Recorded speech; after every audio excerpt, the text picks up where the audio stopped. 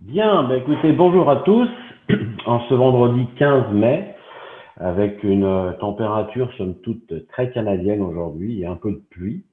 Il est donc 11 heures. Nous allons démarrer notre webinaire sur Google Ads en compagnie de notre ami Bruno Guyot, qui est plus qu'un professionnel aguerri de tout ce qui touche les produits Google et particulièrement Google Ads. Je vous rappelle que le webinaire va être enregistré dans son intégralité. Je devrais être en mesure de vous redonner le lien pour le revisionner cet après-midi. Nous sommes à peu près, enfin à peu près, c'est même certain, il y a eu 54 inscrits, donc je trouve que c'est plutôt d'une belle réussite. Pour l'instant, vous êtes une quinzaine à être effectivement connectés. On va avancer tout doucement et je pense que les gens vont nous rejoindre au fur et à mesure. À la fin de la présentation, donc si vous avez des questions en cours de route qui vous passent par la tête, bien sûr, vous les notez. Et à la fin de la présentation, vous pourrez poser vos questions. Bruno se fera un plaisir d'y répondre. Donc, je vais donner la main et la parole à Bruno pour qu'il puisse se présenter, puisqu'on est quand même un peu plus de Canadiens que d'Européens et ou d'amis suisses. Donc, je pense que vous me connaissez un peu plus. Quant à Bruno, je pense que ça mérite vraiment de l'écouter se présenter parce qu'on est vraiment sur du, comme on dirait en bon français, on est sur du lourd. C'est vraiment quelqu'un qui maîtrise très, très, très bien les produits Google. Bruno, je te cède la parole. Tu peux te présenter. Ensuite, on attaque la présentation. Écoute, merci pour tes mots, ça fait très plaisir. Alors, petite présentation, on fait très rapide effectivement. Donc, je suis spécialiste en marketing d'acquisition. Après, j'ai une forte casquette sur les produits Google. D'ailleurs, produits Google sur lesquels je suis trainer officiel en Suisse. Donc, en fait, je vais former les gens sur Google Ads, sur Google Analytics, Google Tag Manager, Google Optimize, globalement tous les produits Google liés au marketing. Donc, je fais ça effectivement en Suisse, je fais ça en duo avec Blaise Raymondin. On est tous les deux indépendants et tous les deux, fortement aguerris et on s'est réunis comme un duo d'indépendants. C'est un modèle business qui est un petit peu original. Et puis, voilà, je fais pas mal de formations, de conférences, quelques articles de blog aussi, une fois de temps en temps. Voilà pour la présentation, je dirais. Du coup, passons sans transition au contenu. Donc, il y a quelques questions qui ont été posées.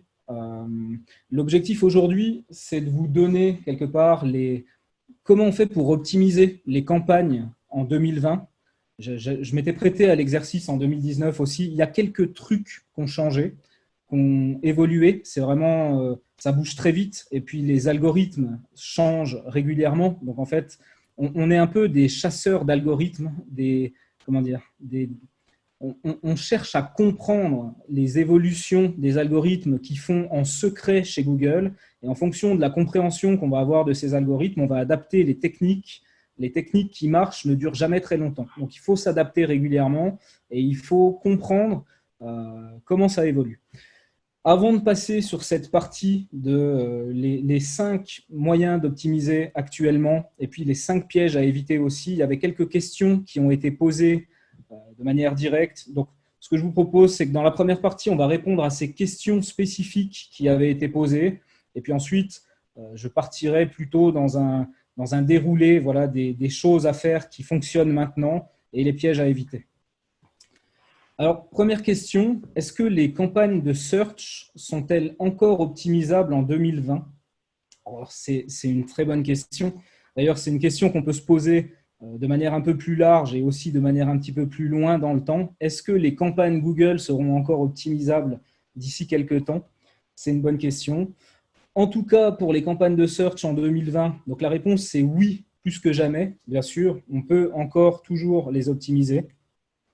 Donc, ce qu'il faut comprendre, c'est que Google fait un forcing énorme, énorme, pour que les utilisateurs de Google Ads adoptent ce qu'ils appellent les enchères intelligentes, le smart bidding.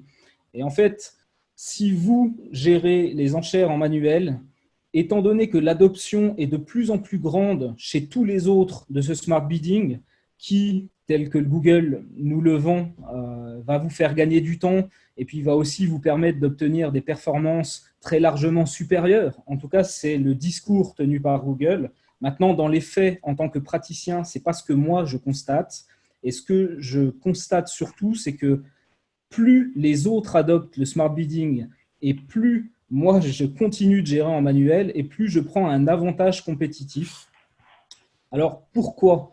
Parce que quand vous faites des campagnes de search en enchères intelligentes, vous n'êtes plus éligible pour obtenir tous les clics. C'est-à-dire que Google va choisir les clics qu'il va vous donner, mais vous ne les prenez plus tous.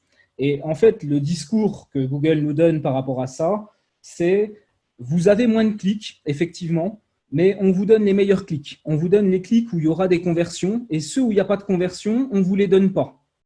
Donc ça, c'est ce qu'ils nous disent. Du coup, puisqu'ils nous en donnent moins, mais qu'ils nous en donnent des meilleurs, ça justifie le fait qu'ils nous facturent les clics plus chers. En réalité, en manuel, vous continuez de prendre tous les clics et vous contrôlez le prix auquel vous les payez. Et enfin, voilà, dans les faits, en continuant de gérer en manuel vos enchères et en segmentant un petit peu comme l'ancienne mode, aujourd'hui Google nous dit ne segmentez plus vos campagnes, faites des gros paquets, vous mettez plein de mots-clés là-dedans, vous mettez du smart bidding, ne vous inquiétez pas, la machine va faire le travail pour vous. Moi, ce que je constate, c'est que dans plus de la moitié des cas, c'est faux. Voilà. Donc, ma recommandation pour moi, c'est continuer de gérer en manuel vos campagnes et d'enchérir vous-même en fonction de vos indicateurs de performance et aussi en fonction des parts d'impression. Et vous aurez un avantage sur tous les autres qui enchérissent avec les enchères automatiques. Ça vient aussi rejoindre les fameuses recommandations que Google nous met à corps et à cri dans un compte. Ah, mais vous n'êtes pas encore à 95%, vous n'êtes pas encore à 82%. Et une fois sur deux, quand c'est pas deux sur trois, on se rend compte, je pense que tu ne vas pas me contredire, que les recommandations sont carrément à côté de la plaque. Alors, c'est intéressant, c'est hyper intéressant ce que tu dis là. Et effectivement, on va y revenir, on va en parler assez largement. Du coup, je garde la bouche fermée pour répondre à ta question parce qu'on y vient juste après. Juste, il y a quand même un truc que vous pourriez vous dire, c'est effectivement gérer les enchères manuelles en 2020, ça prend du temps, etc. Mais en vérité, ce n'est pas vrai. Vous pouvez faire des filtres qui sont intelligents. Je vous donne un exemple. Par exemple, admettons que vous faites de la génération de prospects et que vous êtes prêt à payer 50 € ou 50 francs, ou peu importe la monnaie, 50 par prospect. Vous pouvez faire des filtres, par exemple. Tout ce qui a un coût par conversion supérieur à 50. Et à partir de là, en fait, vous allez faire un brassage. Vous pouvez enregistrer vos filtres, donc tout ce qui est supérieur à 50, tout ce qui est inférieur à 50, tout ce qui est supérieur à 100 et pour lequel il y a eu 0 conversion, donc 2 fois le coût d'acquisition. Et en fait, en vous faisant des filtres intelligents qui correspondent à vos objectifs et en les enregistrant, la gestion des enchères manuelles, ça se fait extrêmement vite. Vous n'y passez vraiment que très peu de temps. Il suffit simplement d'avoir une approche systématique. Donc voilà ce que je pouvais dire sur cette première question. Ensuite, que penser des recommandations faites par Google? Donc justement, voilà, on y vient, Laurent. Alors, j'ai publié une étude. En fait, j'ai étudié sur des dizaines de comptes. J'ai étudié plus de 800 recommandations à travers des dizaines de comptes pour essayer de me donner une opinion sur qu'est-ce que ça vaut. C'est clairement ce que je voulais comprendre. Et finalement, donc, elles sont pertinentes pour la plupart. On va dire que globalement, ce que dit Google à l'intérieur de ces recommandations, c'est pertinent. Ils ne nous disent pas des conneries, heureusement. Mais par contre, ils ont un système de scoring qui est, à mon sens, extrêmement vicieux parce qu'il va favoriser leur intérêt à eux, l'intérêt de Google, plutôt que les vôtres. C'est-à-dire que, globalement, vous allez vous retrouver avec des recommandations qui peuvent être totalement pertinentes puis qui vont vous rapporter 2 ou 3 points et vous allez vous retrouver avec des recommandations de passer sur les enchères intelligentes qui vont vous valoir 30 points. Ou alors parce que votre campagne est limitée par le budget, mais si elle est limitée par le budget, c'est volontairement, vous le savez qu'elle est limitée par le budget, mais vous n'avez pas envie d'augmenter, et augmenter le budget de votre campagne pourrait vous donner 25 points. Donc leur système de scoring, il est un peu vicieux et je trouve personnellement qu'il favorise beaucoup trop leur intérêt plutôt que le vôtre. Donc voilà ce que je pouvais dire sur les recommandations. Ensuite, on n'oublie pas finalement que Google n'est pas une ONG. Comment? On n'oublie pas que Google n'est pas une ONG finalement. Bien sûr, évidemment, évidemment. Comme toute Hein. entreprise, elle doit faire du profit, c'est évident. Après, se pose la question de où est-ce qu'est la limite par rapport au conflit d'intérêts. Mais c'est une question pour un autre jour. Et éventuellement, si vous voulez approfondir le sujet, vous pouvez aller lire cette étude. J'y donne mon avis, mais j'ai aussi fait participer d'autres experts de l'industrie parce que ça donne une mixité des avis et ça donne comme ça un avis beaucoup plus éclairé. Ensuite, question suivante, quelles sont les campagnes les plus rentables? Alors, ça dépend de plein de choses, évidemment. De toute façon, j'ai envie de dire que ça dépend, c'est la phrase qu'on répond le plus souvent dès lors qu'on nous pose des questions sur les comptes Google. Je dirais qu'en e-commerce, vous devez toujours favoriser les campagnes shopping. Si vous n'avez qu'un petit budget pour faire la publicité de votre e-commerce au démarrage, je vous conseille vivement de commencer par shopping.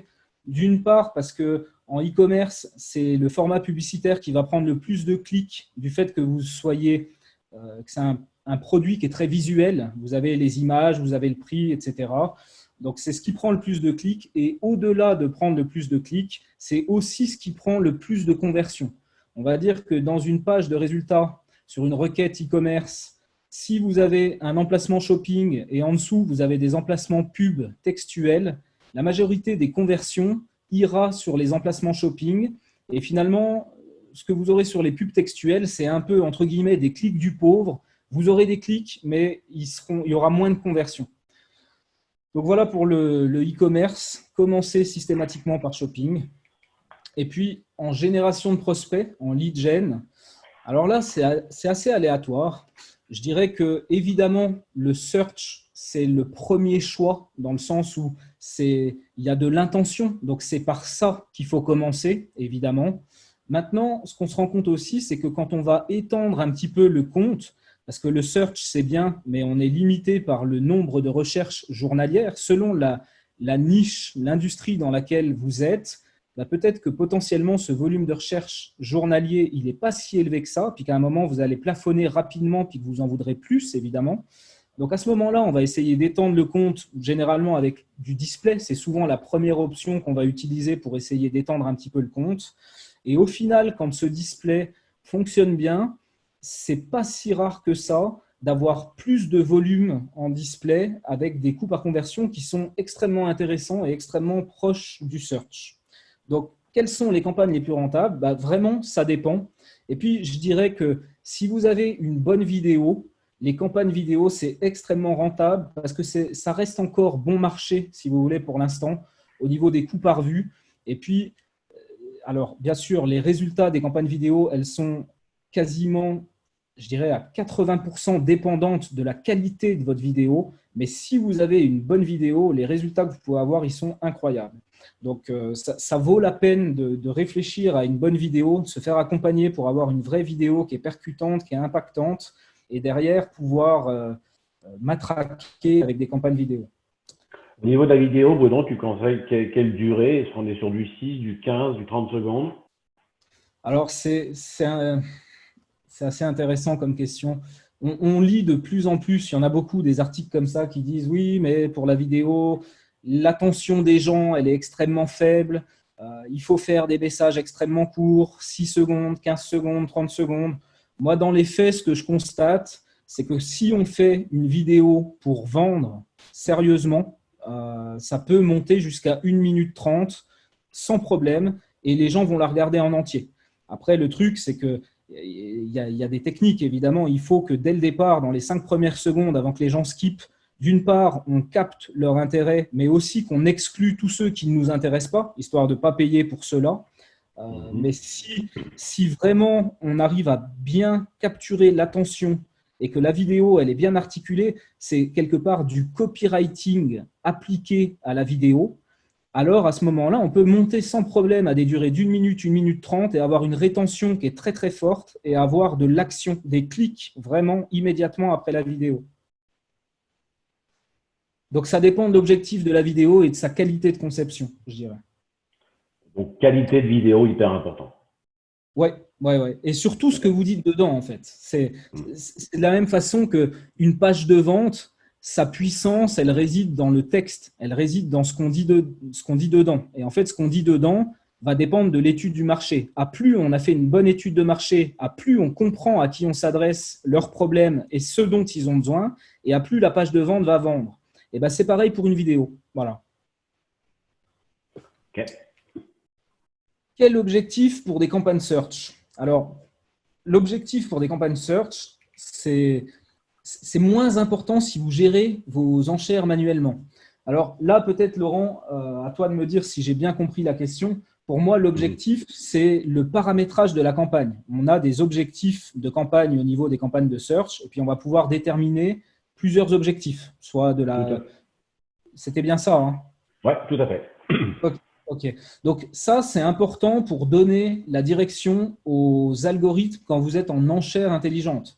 C'est-à-dire que si votre campagne, elle tourne sur du smart bidding, il va se servir de l'objectif que vous aurez rentré dans les paramètres de campagne pour savoir pourquoi il doit optimiser. Est-ce qu'il doit optimiser pour vous donner le plus de conversions ou est-ce qu'il doit vous donner le plus de chiffre d'affaires possible? Donc en fait, il sert vraiment à ça, ce sélecteur. Il va servir d'une part aux enchères intelligentes et d'autre part aussi, dans une certaine mesure, pour l'optimisation des annonces. C'est-à-dire que si vous mettez plusieurs annonces, si vous avez un objectif de conversion, il va favoriser et diffuser de plus en plus celles qui donnent le plus de conversion.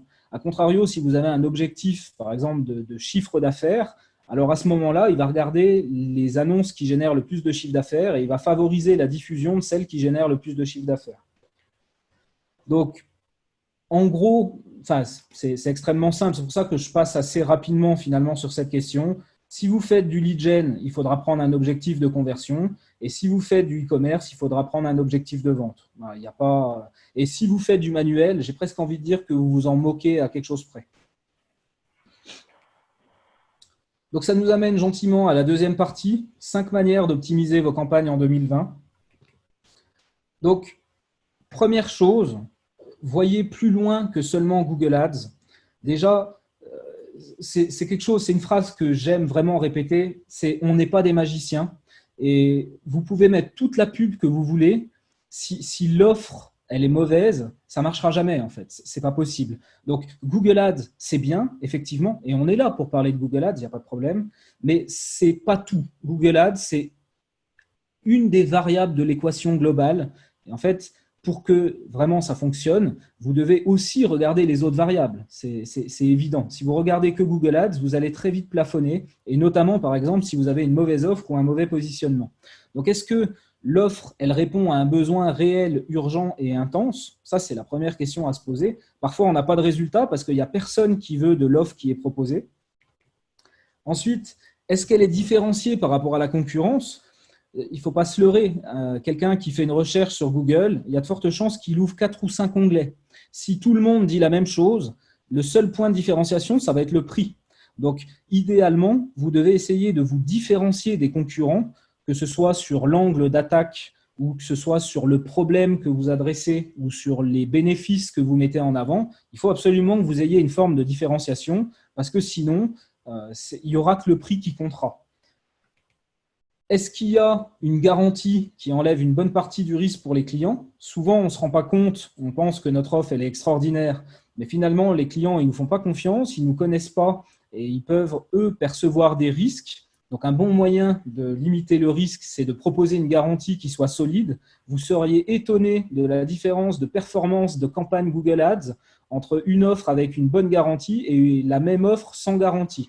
Donc, vous voyez, encore une fois, voyez un petit peu plus large et commencez déjà par vous questionner aussi au niveau de l'offre.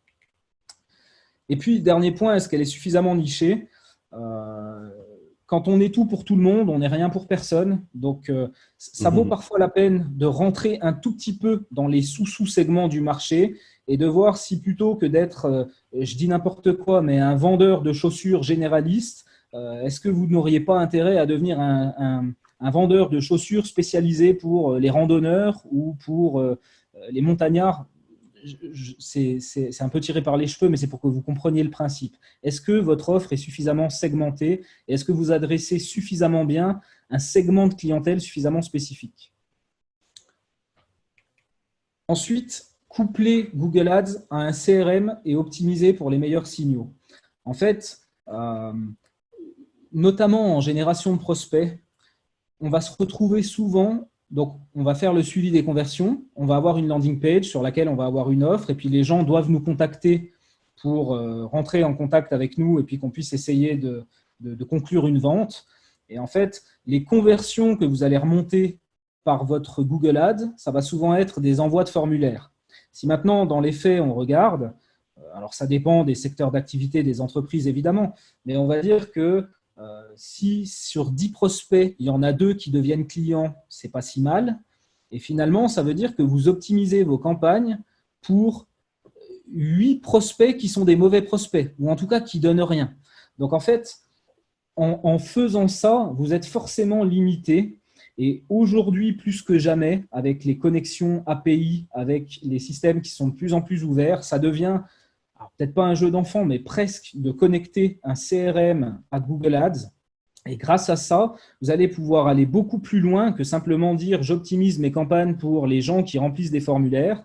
Vous allez pouvoir séparer le bon grain du mauvais grain, entre guillemets, sans être péjoratif. Et par conséquent, vous allez commencer à pouvoir optimiser vos campagnes uniquement pour le bon grain. Et à contrario, vous allez pouvoir éteindre et diminuer les budgets sur les campagnes qui génèrent des mauvais prospects. Vous voyez, dans l'exemple que je mets ici dans la slide, on voit bien comment, à partir du moment où je commence à savoir quels sont des prospects qui ont été contactés par des sales et qui ont été validés comme étant des prospects sérieux, des vrais bons prospects, et bien, on va pouvoir augmenter ce nombre de bons prospects, diminuer le coût pour ces bons prospects, le coût par prospect. Et finalement, avant ça, dans ce compte, on optimisait pour des conversions qui étaient finalement juste des téléchargements de brochures sans qu'on sache si c'était du bon grain ou du mauvais grain. Et du jour où on a mis en place cette liaison CRM et qu'on a commencé à avoir les bons signaux devant les yeux, ça a été une révélation et le compte a pris un virage, il n'y a pas d'autre mot, on a pris un virage et on a vraiment augmenté fortement les résultats pour ce client. Le nerf de la guerre, c'est juste d'avoir les bons signaux sous les yeux et le bon signal, il tient simplement au fait de connecter avec un CRM. Là, dans ton exemple, apparemment, le CRM, j'imagine que c'est Salesforce. Oui. Est-ce que, selon toi, c'est aussi facile à le connecter avec, je sais pas moi, un CRM comme Zoho ou d'autres CRM comme ça qui sont plus ou moins open source? Alors, Zoho, j'ai des clients pour lesquels on connecte Zoho et c'est relativement facile aussi. C'est pareil, il y a une connexion native avec l'API. Donc, c'est Zoho, Salesforce. Qu'est-ce que j'ai fait encore comme autre CRM? Après, même si le CRM n'a pas de connexion API et n'est pas un grand CRM mainstream, il y a toujours moyen de faire de la connexion comme ça. Après, c'est juste que c'est un petit peu plus indirect. On devra parfois passer par l'intermédiaire de Google Sheet et de Zapier, mais dans le fond, ça reste paramétrable. Ce n'est pas si compliqué que ça. Et la valeur qu'on va retirer de ça, par contre, elle est gigantesque. Ok. Je précise pour tous nos invités et spectateurs, invités, que Zapier, pour ceux qui ne le savent pas, en fait, c'est une plateforme géniale qui offre, je crois, chez 1200 ou 1400 connecteurs qui permettent de connecter et de lier une interface comme Ads à autre chose sans savoir coder. On va simplement choisir la source, on choisit l'origine, on choisit là où on veut l'enlever. Bon, ça coûte effectivement quelques dizaines de dollars par mois, mais ça reste hyper abordable et c'est d'une simplicité à utiliser extraordinaire. Ouais, complètement. Ensuite, ayez une approche, ce que j'appelle full funnel et pas seulement bas de funnel. Donc, juste vraiment rapidement, mais je pense que c'est quelque chose que tout le monde connaît plus ou moins, la théorie du cycle d'achat. Donc, au-dessus, on a les gens qui ont conscience de leurs problèmes, mais qui n'ont pas encore conscience des solutions. Donc, eux, ils recherchent leurs problèmes globalement pour mieux comprendre. Ils n'ont même pas forcément conscience qu'il y a des solutions. Après, au milieu du tunnel, ils ont conscience de leurs problèmes et ils ont conscience aussi qu'il y a des solutions, mais ils ne sont pas encore décidés. Et puis, ce qu'on appelle le bas du tunnel, c'est quand ils ont conscience du problème, des solutions et qui sont prêts à passer à l'action. Et en fait, en fonction de ça, vous devrez changer votre approche. C'est-à-dire que pour ceux qui sont en haut du tunnel, il faudrait commencer par créer une page qui parle du problème en premier. Et puis, vous allez cibler évidemment des mots-clés qui sont liés au problème. Et là, vous mettrez un call to action qui va être un petit peu plus soft. En général, quand on va cibler des gens comme ça en haut du tunnel, une approche contenue, c'est quelque chose qui marche très bien, du genre un livre blanc ou un webinar ou peu importe. Mais une approche contenue plutôt qu'un call to action trop engageant, du genre contacte-nous ou achète maintenant. Évidemment, ils ne sont pas mûrs pour ça. Ensuite, quand vous êtes au milieu du tunnel, donc là, il faudrait vraiment pousser les bénéfices de la solution. C'est le moment en fait où les personnes se donnent, ils se font un benchmark des solutions possibles. Donc, vous devez briller à ce moment-là, pousser absolument vos bénéfices, montrer pourquoi vous êtes la meilleure réponse au problème. Donc, vous pourrez inclure également une petite notion de comparaison avec certains concurrents les plus frontaux.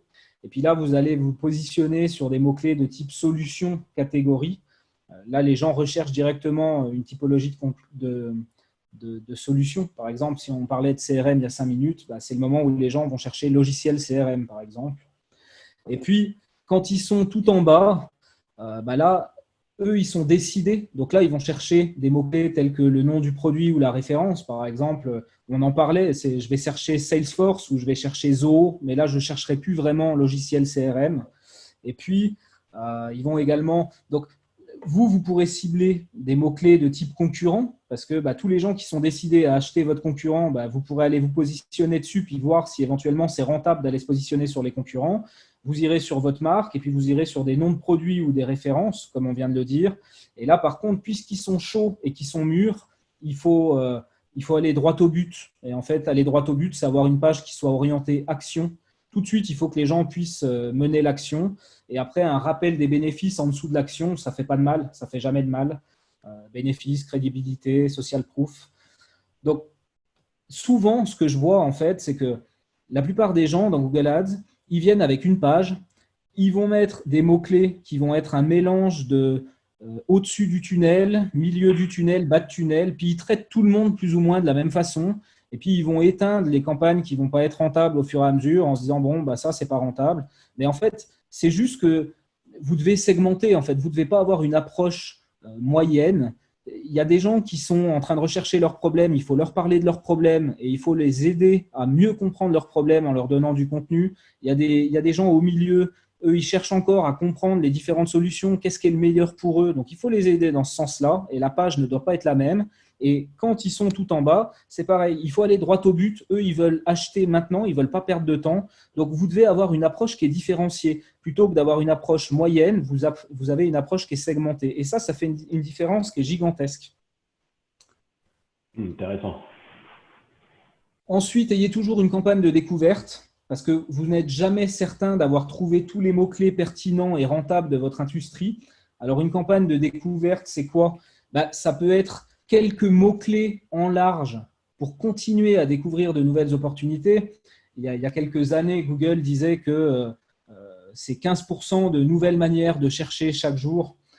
Alors ça, c'est une phrase qui a été un peu mal comprise et sortie du contexte. Il n'y a pas 15% de nouvelles recherches qui n'ont jamais existé avant tous les jours. Mais malgré tout, des nouvelles manières de chercher, il y en a régulièrement. Et en fait, si vous n'avez pas un espèce de petit laboratoire de recherche pour vous assurer d'essayer d'aller capter ces nouvelles recherches et de trouver quelques pépites là-dedans que vous pourriez ensuite amplifier et mettre ça dans une campagne qui va être ce que j'appelle des campagnes managées, où là, le mot-clé, il est là et vous avez une annonce spécifique, éventuellement une page spécifique et vous voulez prendre tout ce que vous pouvez prendre tant que c'est rentable. Donc, c'est d'un côté la campagne managée, d'un côté la campagne découverte. Donc, vous devez toujours avoir un petit laboratoire pour essayer de découvrir des nouvelles opportunités. Et puis, je dirais que les campagnes DSA, ce qu'on appelle le Dynamic Search Ads, en fait, vous ne donnez pas de mots-clés et c'est simplement Google qui va faire matcher les recherches avec les pages qu'il connaît de votre site. C'est l'équivalent, quelque part, que d'avoir des mots-clés en large. Ça, c'est pareil. Ça vous permet de pouvoir sans cesse comprendre les nouvelles façons de chercher, les nouvelles requêtes dans l'industrie et de pouvoir détecter des pépites et de pouvoir aller vous mettre dessus de manière beaucoup plus stratégique, beaucoup plus forte. Dernier Donc, en fait, point. si Oui, je te pardon. suis, Bruno, en deux, quand tu parles en fait du ciblage, de la segmentation de tes mots, j'ai l'impression que tu pars beaucoup plus sur des requêtes en mode exact, en mode phrase ou en mode large plus que du large avec beaucoup de mots négatifs. Oui, c'est ça, exactement. Après, encore une fois, c'est une des manières de faire. Il y a plein de manières différentes. Google aurait plutôt tendance à dire non, non, vous mettez tout en large et vous inquiétez pas, le smart bidding optimise pour vous. Moi, j'ai une approche qui est assez conservatrice et assez traditionnelle, où je vais segmenter énormément. Pour moi, ce qui compte, c'est le contrôle. À partir du moment où tu as une intention de recherche bien spécifique, tu vas mettre une annonce bien spécifique qui répond exactement à ça. Et puis tu vas mettre une page de destination qui est tout aussi spécifique et qui répond exactement à ça et qui même dans le premier écran reprend le texte exact que tu as eu dans l'annonce. Donc là, tu maximises les scores de qualité, tu maximises la pertinence et la pertinence, ça a toujours été ce qui déclenche les conversions. Plus on est pertinent et plus on vend et plus il y a de conversions. Donc en fait, moi, je veux le contrôle pour m'assurer d'avoir une pertinence incroyable du moment où la personne recherche jusqu'à ce qu'elle arrive sur la page. Ok, parfait. Dernier point sur les choses à faire. Focalisez-vous d'abord sur l'impact. Donc là, on est vraiment dans du mindset, j'ai envie de dire. Commencez toujours par amplifier ce qui marche avant de vous arrêter sur ce qui ne marche pas. C'est vraiment une manière d'avoir le plus d'impact.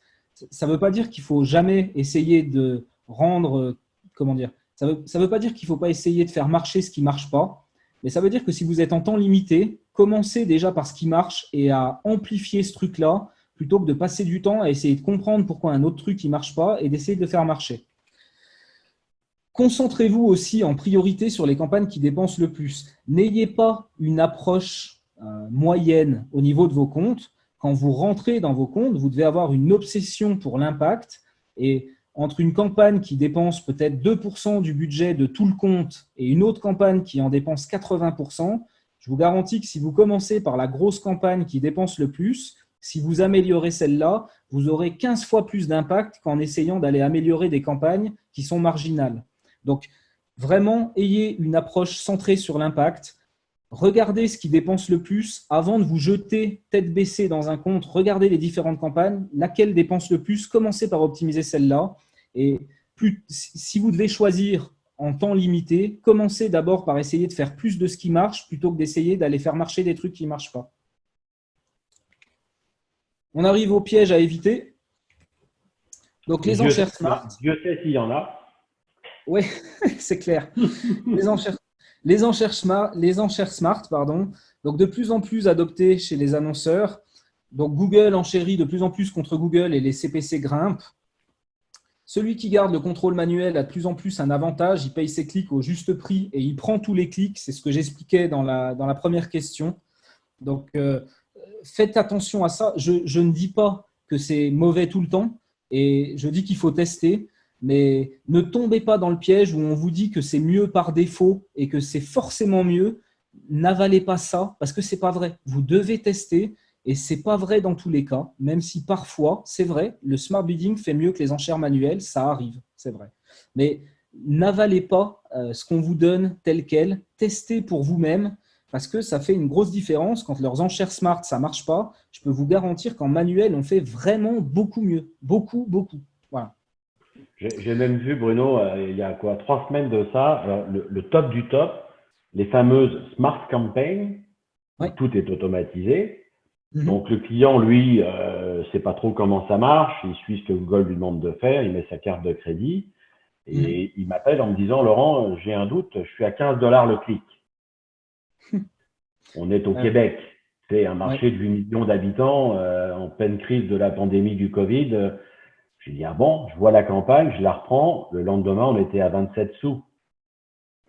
Ouais, mais ça m'étonne pas. Ça m'étonne pas. Après, Là, là, c'est pas tout le temps le cas, non. mais moi, c'est pareil. Parfois, on fait un peu de publicité Google sur quelques mots-clés par rapport aux gens qui pourraient chercher des spécialistes Google Ads, etc. Mhm. On paye les clics en moyenne à peu près 12 francs suisses, ce qui fait à peu près 12 dollars, parce que Ouais, dans quand cette même. industrie-là, ouais, ça coûte assez cher. On fait un test d'enchère intelligente et puis là, il commence à nous faire payer les clics à 100 francs suisses. 100 francs suisses. Non, mais franchement, enfin, c'est juste pas possible des choses pareilles. Donc, voilà, faites attention. Je ne dis pas que c'est le cas tout le temps. Vous devez tester. Ne prenez pas ce que moi je dis comme argent comptant et ne prenez pas ce que Google dit comme argent comptant. Testez, mais soyez, s'il vous plaît, extrêmement vigilants parce que vous avez vite fait de vous faire plumer pour rien. Voilà. Ensuite, les recommandations. Donc pour moi, c'est un des pièges à éviter absolument. Ne suivez pas aveuglément. J'ai de plus en plus de clients ou de contacts qui me disent Google me recommande de faire ce truc-là pour arriver à 100%. Qu'est-ce que tu en penses? Et en fait, ils sont dans une course au 100%. Ils prennent ça comme un jeu. Et Google ont été très forts pour présenter ça comme un jeu. Ne suivez pas aveuglément, jugez pour vous-même de l'impact potentiel d'une recommandation. Pourquoi je dis ça? Ben, c'est le point que je vous donnais en cinquième juste avant. Vous devez penser impact. Vous devez être obsédé par avoir de l'impact quand vous allez mettre les mains dans un compte Google, que ce soit pour votre entreprise ou que vous soyez quelqu'un qui gère des campagnes Google, c'est égal. Vous devez avoir une obsession pour l'impact. Et est-ce que ajouter des annonces responsives, ça va doubler les conversions? Je doute fortement. Est-ce que ajouter des descriptions à vos liens annexes, ça va doubler les conversions? Je doute fortement aussi. Je ne dis pas que ça, c'est pas pertinent. Ça peut l'être dans un certain cas, effectivement. Mais si vous comptez sur des trucs comme ça pour avoir de l'impact sur vos campagnes, vous pouvez vous mettre le doigt dans l'œil. Vous n'allez pas avoir un impact gigantesque avec ces trucs-là. Donc attention aux recommandations. Pensez par vous-même plutôt que de compter sur Google et de son système de recommandations pour vous dire ce que vous devez faire. Mauvais suivi des conversions ou incomplet. Donc les conversions que vous suivez, c'est-à-dire les interactions clés sur un site internet, c'est la boussole de vos efforts d'optimisation. C'est ce qui va vous donner le nord. Tout ce que vous allez faire comme optimisation dans votre compte, ce sera en vue d'améliorer les conversions ou le taux de conversion ou le coût par conversion. Mais si les conversions sont fausses à la base, vous partez dans la mauvaise direction et vous optimisez dans la mauvaise direction. On a souvent tendance à minimiser l'importance du suivi des conversions, alors que c'est au contraire capital. Donc, traquer tout ce qui est indispensable. Un exemple vraiment classique, c'est un truc que je vois tout le temps.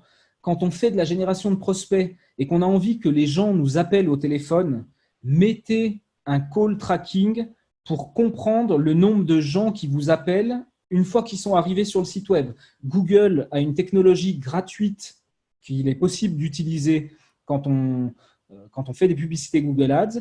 Et globalement, ça nous permet de savoir combien d'appels ont été passés suite à un clic publicitaire pour les gens qui sont arrivés sur le site. Pour vous la faire courte, votre numéro de téléphone qui est sur votre site est modifié. C'est un numéro qui sera extrêmement proche. Et quand les gens appellent ce faux numéro, ça fait un ping qui compte une conversion et ils sont redirigés sur votre vrai numéro, évidemment. Mais ça j'ai un client, si on enlevait le call tracking, on perdrait immédiatement 50% des conversions du compte. Je ne sais pas si vous vous rendez compte, ça a un impact gigantesque pour pouvoir faire l'optimisation. Donc, attention de traquer tout ce qui est indispensable et à contrario, est-ce que vous traquez des interactions inutiles? Est-ce que, par exemple, si vous faites de la génération de prospects, vous allez mettre l'inscription à la newsletter comme une conversion? Ne rigolez pas, il y a énormément de gens qui font ça. Si vous faites du e-commerce, est-ce que vous ajoutez l'ajout au panier? Alors, il fut un temps, avant fin 2018, les algorithmes étaient moins performants qu'aujourd'hui. Enfin, performants. Ils étaient moins précis. Et il y avait ce qu'on appelait, on mettait des micro-conversions, c'est-à-dire des interactions intermédiaires telles que l'ajout au panier, par exemple, pour du e-commerce. Et en fait, en donnant ces signaux supplémentaires, ça permettait aux algos de mieux apprendre et on arrivait à avoir une performance supérieure. Aujourd'hui, ça a changé. Si vous ajoutez des ajouts au panier pour un compte e-commerce, vous allez vous retrouver avec de plus en plus de paniers abandonnés et de moins en moins de ventes. Donc, faites attention, mettez tout ce qui est indispensable et supprimez tout ce qui est inutile. C'est et l'un et l'autre. Avant-dernier point, importer les objectifs depuis Analytics. Alors, je mets ça dans un piège. Pourquoi? C'est mieux que rien, évidemment, mais il faut bien comprendre qu'il n'y a pas de système réel d'attribution sur les conversions qui sont importées depuis Google Analytics. Donc, en fait, les conversions sont comptabilisées à ce qu'on appelle le last click. Et c'est-à-dire que aujourd'hui, je vous la fais simple et rapide, mais aujourd'hui, on est toujours dans des parcours multivisites. C'est extrêmement rare que vous allez sur un site et que vous achetiez immédiatement. En général, vous allez y aller une fois, puis une deuxième, puis une troisième. Puis si vous devez acheter, vous allez acheter peut-être au bout de la quatrième ou cinquième visite. Quand on est en attribution last click, eh ben, c'est soit vous achetez dans la visite ou sur laquelle vous avez cliqué sur la pub et à ce moment-là, il y a une conversion. Alors que quand vous êtes en attribution multitouche, c'est comment dire, c'est beaucoup plus réaliste. Il va regarder l'ensemble des visites qu'il y a eu et il va vous donner du crédit, même si ce n'est pas au cours de la visite Google Ads que ça a converti. Donc, d'un point de vue optimisation, vous devriez tous passer sur des modèles d'attribution qu'on appelle multitouches et vous devez vous méfier des modèles d'attribution last click. Et si vous avez vos conversions depuis Google Analytics, vous êtes sur un modèle last click, même si Google ne vous le dit pas. Il vous donne l'illusion que vous pouvez paramétrer ça, mais c'est faux. Donc attention, et surtout le point aussi qui est extrêmement important, c'est que si vous faites du display ou de la vidéo, si vous êtes sur des conversions Analytics, vous en loupez, je dirais, 70 à 80%. Parce qu'en fait, la majorité des conversions qui viennent du display et de la vidéo, généralement, elles viennent ce qu'on appelle après affichage, c'est-à-dire que les gens ne cliquent pas dessus, mais ça vient après affichage. Et en fait, ça, l'analytics, il est complètement aveugle par rapport à ça. Donc, en fait, tant que vous faites du search, ça peut passer. À partir du moment où vous allez essayer d'étendre un compte avec du display ou de la vidéo, vous verrez zéro conversion, vous vous direz que ça ne marche pas, alors que ça marche. Donc, attention aux objectifs importés dans AdWords depuis l'analytics. Donc, ce que tu recommandes, Bruno, ça serait plutôt de créer des conversions avec Google Ads et de ne pas importer, j'imagine, celle de Analytics ou de faire les deux. Absolument. Favoriser les conversions Google Ads. Après, vous pouvez tout à fait importer les conversions Analytics, mais ne pas les ajouter dans la colonne conversion. Et puis, ça peut vous permettre de faire un benchmark, en fait, quand vous allez regarder vos conversions. Ça vous permet de voir la différence entre ce que vous direz Analytics et ce que vous direz Google Ads. Ok, intéressant. Et puis, dernier point, attention à la fraude en display. Donc, le display, ça peut donner des résultats parfois meilleurs que le search. Vraiment, j'ai quelques succès incroyables en display. Vraiment, c'est assez impressionnant. Où on va avoir des coûts par acquisition qui vont être meilleurs que ce qu'on peut avoir en search. C'est assez incroyable. Et des volumes de conversion plus importants. J'ai par exemple pour un client dans l'immobilier, une campagne display qui, à elle toute seule, génère plus de prospects vendeurs immobiliers et à un meilleur coût que toutes mes campagnes de search. Donc, c'est pour dire à quel point ça peut être puissant. Mais par contre, le problème du display, c'est qu'il y a énormément de fraude. Alors, du coup, vous devez éviter la fraude.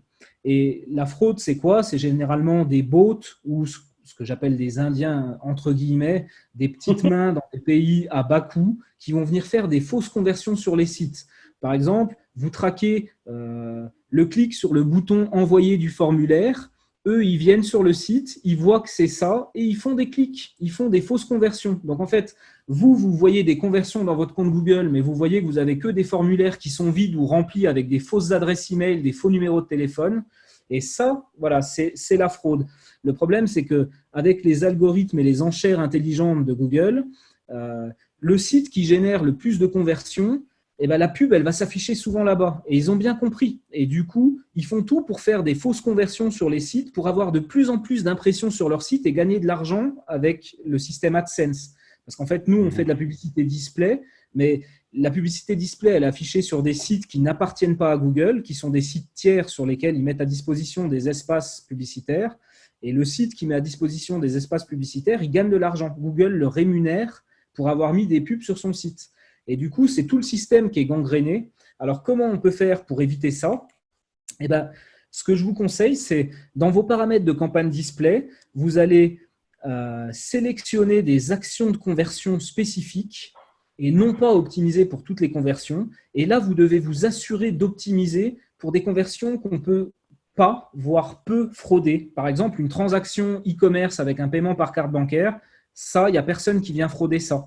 Par exemple, si vous faites de la génération de prospects, si pour remplir le formulaire, derrière, il y a un double opt-in, qui soit par téléphone ou qui soit par email, et que la conversion, elle est déclenchée uniquement quand la personne elle a fait ce double opt-in, c'est pareil, il n'y a pas moyen de frauder. Donc, le display, c'est une arme incroyable. Elle est effroyable d'efficacité quand elle fonctionne bien, mais pour qu'elle fonctionne bien, vous devez absolument éviter la fraude. Et puis, je crois qu'on a fait le tour. Bon, écoute, merci beaucoup Bruno pour ce survol, on va dire, parce que on s'entend toi et moi que Google Ads, on pourrait en parler pendant des jours et des jours, hein, parce que ça change en plus pratiquement toutes les semaines. C'est Donc sûr. maintenant, c'est la période de questions. Donc si vous avez des questions, ma foi, allez-y. Et Bruno va se faire un plaisir de pouvoir y répondre. Moi, j'en avais une quand on parle effectivement plutôt de conversion générée par Google Ads. Est-ce que tu vas dire, OK, est-ce que je peux créer par exemple une conversion avec un ID unique et je peux créer plusieurs déclencheurs dans Tag Manager? Ou tu es plutôt du genre à dire, en fait, non, j'ai une conversion, c'est click to call, j'en fais une qui s'appelait click to call, elle se déclenche click to call, et j'en ai une autre qui est j'ai acheté au panier, auquel cas j'en crée une seconde qui est acheté au panier, qui se déclenche juste sur acheter au panier. Alors, j'ai tendance à faire une conversion par action. Et en fait, je t'explique pourquoi. Ce n'est pas Mhm. anodin. À une époque, il prenait tous les signaux de manière agrégée, mais en fait, aujourd'hui, du fait qu'on peut optimiser pour une conversion bien spécifique, ce que je pense, c'est que derrière, ils ont un dataset par conversion. Et en fait, quand tu vas paramétrer une conversion bien spécifique pour optimiser une campagne, il va prendre les signaux uniquement de celle-là.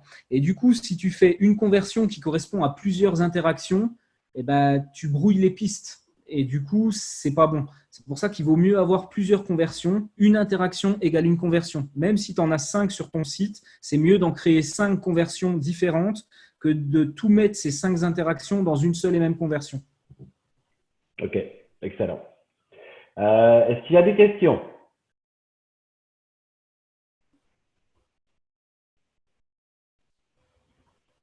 J'espère qu'on ne les a pas perdus. Écoute, il y a toujours autant de monde qui est là, donc je pense que tout le monde a bien notre... Ah oui, j'en ai une peut-être là.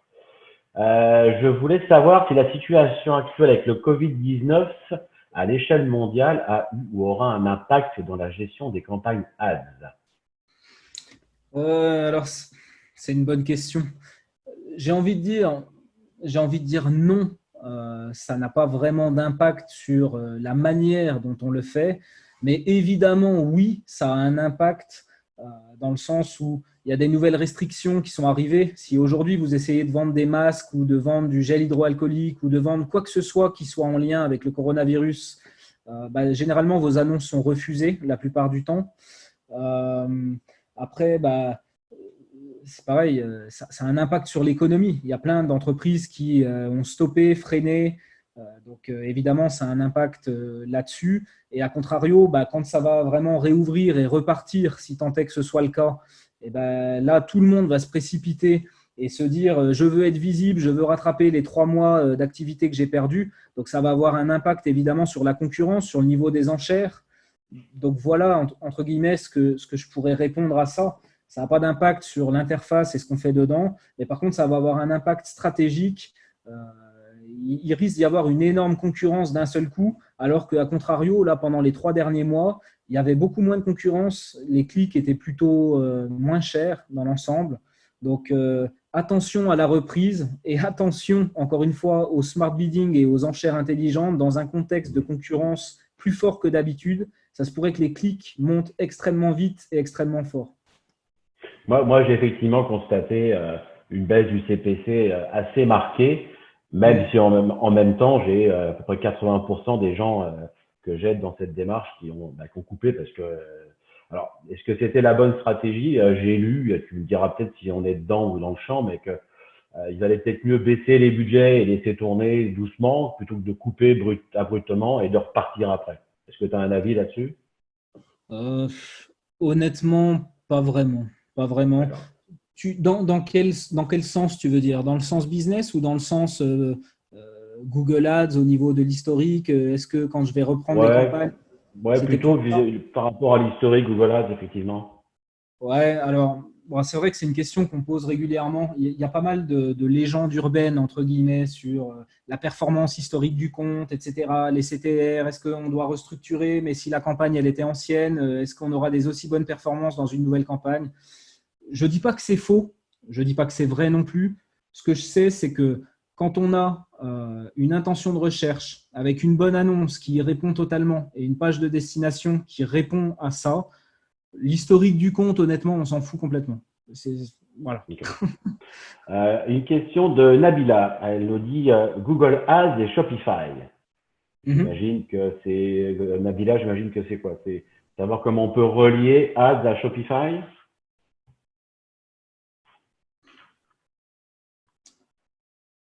Bon, après, enfin, ouais. Shopify, c'est C'est une ça, exactement. plateforme. C'est ça. Elle veut relier. Après, vas-y Bruno. Non, non, ben, du coup, elle veut relier Shopify à Google Ads. Oui. Hmm. J'ai pas trop d'expérience là-dedans, honnêtement.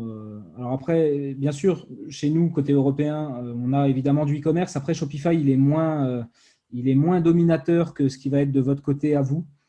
Nous, ici, on a des solutions comme PrestaShop qui marchent très bien aussi, Magento. Mais je sais que Shopify, il bouffe le marché complètement de votre côté. Mhm. Après, en fait, enfin, j'ai juste envie de répondre que c'est du e-commerce classique. Et après, je sais que Shopify simplifie, notamment, il y a des modules, etc., pour générer des flux et les envoyer directement par API chez Merchant Center. Après, ma foi, votre site, il soit Shopify ou PrestaShop ou peu importe, on est juste dans du e-commerce. Donc après, si la question, c'est vraiment spécifiquement comment on connecte les deux, je ne sais pas parce que j'ai peu de clients en e-commerce et j'en ai pas sur Shopify. Maintenant, il y a des pages de support qui sont très bien faites à la fois chez Google et chez Shopify, parce que ça m'est déjà arrivé de par le passé de faire des trackings pour des sites Shopify. La réponse se trouve en ligne sans trop de problèmes. Bon, merci Bruno. Nabila, non, merci pour la réponse. Merci Nabila. Est-ce qu'il y a d'autres questions?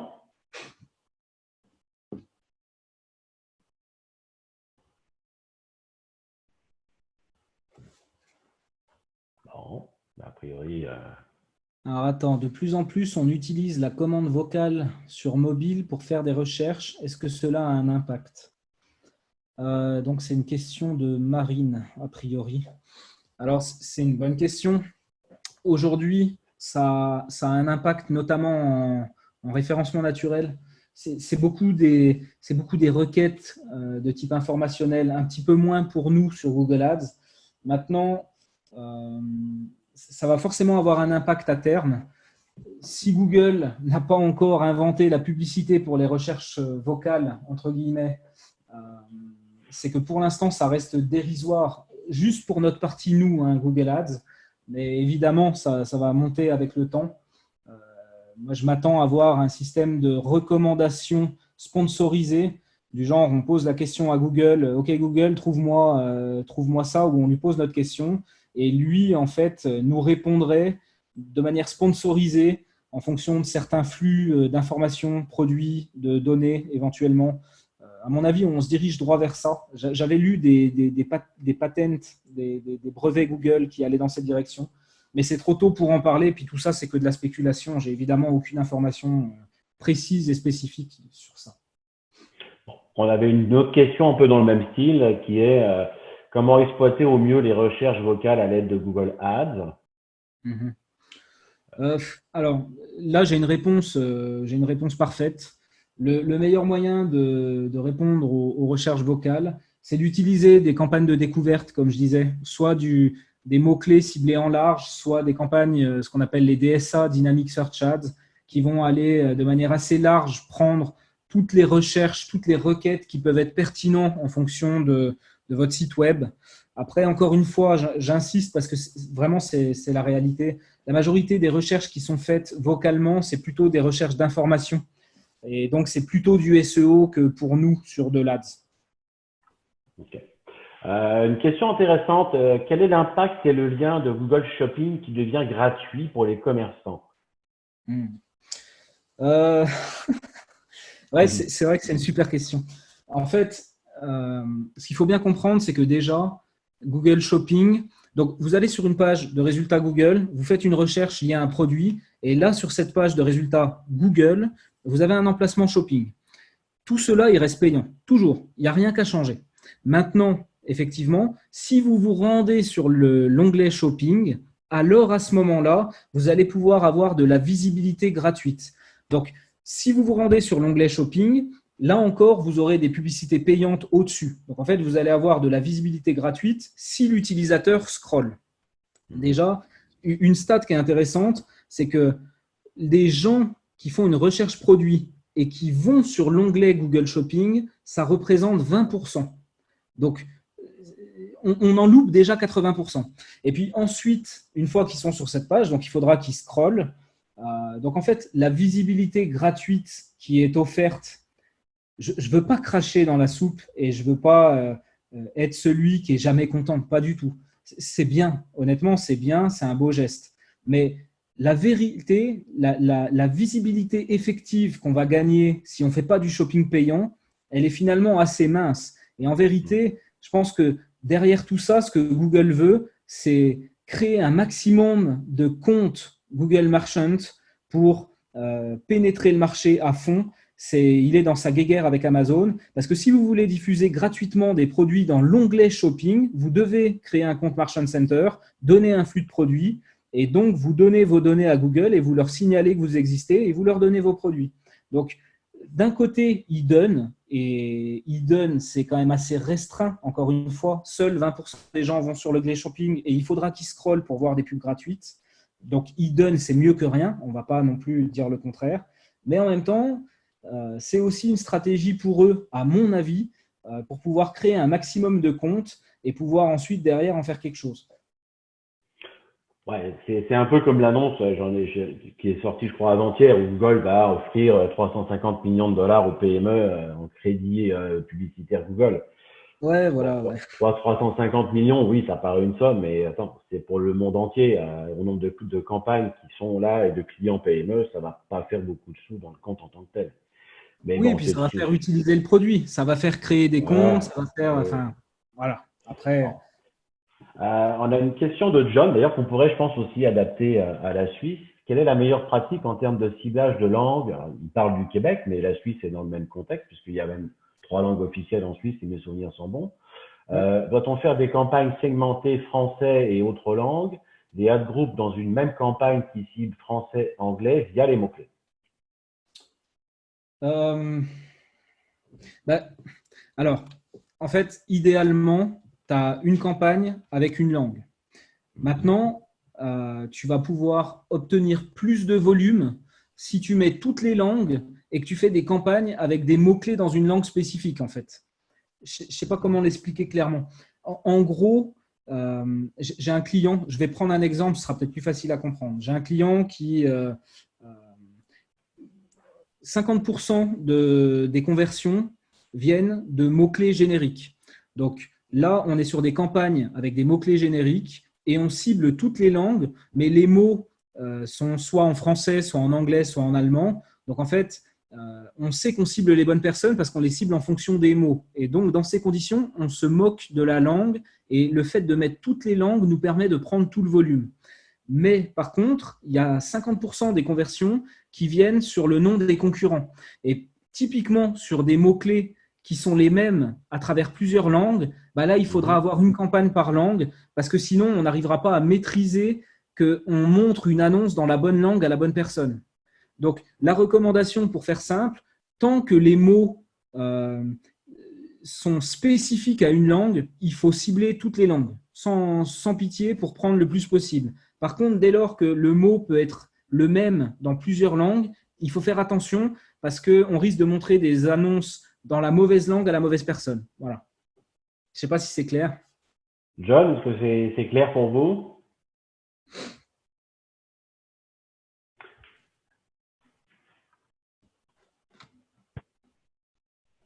Exemple, Internet dans toutes les langues. Euh, Ouais, bah, Internet, voilà, par exemple, c'est vraiment pour l'exemple, mais si je cible Internet dans une campagne qui cible toutes les langues, comment je peux savoir dans quelle langue je dois mettre l'annonce? C'est hmm, impossible de le savoir. Alors que si par exemple, euh, si par exemple, c'était pas Internet, mais un mot qui est vraiment en français et il n'y a pas d'équivalent, personne va taper ça. S'il est anglais, il va pas taper ça. Alors à ce moment-là, on peut cibler toutes les langues parce qu'on sait que c'est un français qui a tapé ça. ok. Moi, j'en avais une. J'ai vu, enfin, je sais pas, tu me diras ce que tu en penses, mais au niveau du search, maintenant, on a les fameuses audiences. Ça fait déjà quoi, 2, 3 ans à peu près, Ouais. qui s'ajoutent. Est-ce que c'est bon d'ajouter un ciblage en plus des mots-clés au niveau de l'audience ou pas? Alors oui, moi je les utilise abondamment. En fait, Mhm. par principe, j'aurais tendance à les ajouter dès le départ en observation. Et puis au bout d'un moment, une fois que tu as des données, tu vois, il s'est passé peut-être 2, 3 mois, donc tu as des données au niveau de tes audiences, bah, tu vas voir s'il y a des audiences qui sont meilleures que les autres. Ça peut te donner des pistes pour te dire, bah, tiens, je vais faire un petit test en display ou en vidéo, puis je vais commencer par ces audiences-là, puisqu'elles marchent bien en search. Et puis après, dans un second temps, tu vas pouvoir éventuellement créer une campagne spécifique avec un ciblage d'audience. Donc cette fois, tu n'es plus en observation, tu fais une campagne de search avec un ciblage d'audience, une des audiences qui surperforme par rapport à la moyenne. Et là-dedans, tu mets des mots-clés en large. Et finalement, entre le mot-clé large plus le filtrage d'audience, bah, tu vas pouvoir aller diffuser des publicités sur des choses qui sont pertinentes, mais qui n'auraient pas forcément été rentables dans une campagne générique. Mais le fait d'avoir un second filtre et qui est un filtre qualitatif, puisque c'est une audience qui t'a prouvé par le passé qu'elle est meilleure que les autres, tu vas pouvoir étendre ton compte en fait. Tu vas pouvoir obtenir plus de volume que ce que tu pourrais en obtenir normalement grâce à des campagnes comme celle-là. Ok. Donc, t'es plutôt pour l'utilisation de l'audience. Complètement. Ouais. Ok. Il nous reste quelques minutes. Est-ce qu'il y a encore quelques questions? Profitons-en. Bruno est encore disponible. Il est déjà 18 heures chez lui en Suisse. Ouais.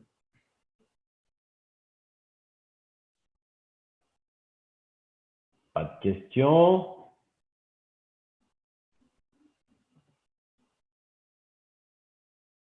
A priori, non. Bah, écoute, je pense qu'on a fait le tour. Bah, écoute, on est dans les temps. Hein, c'est parfait, 12h03.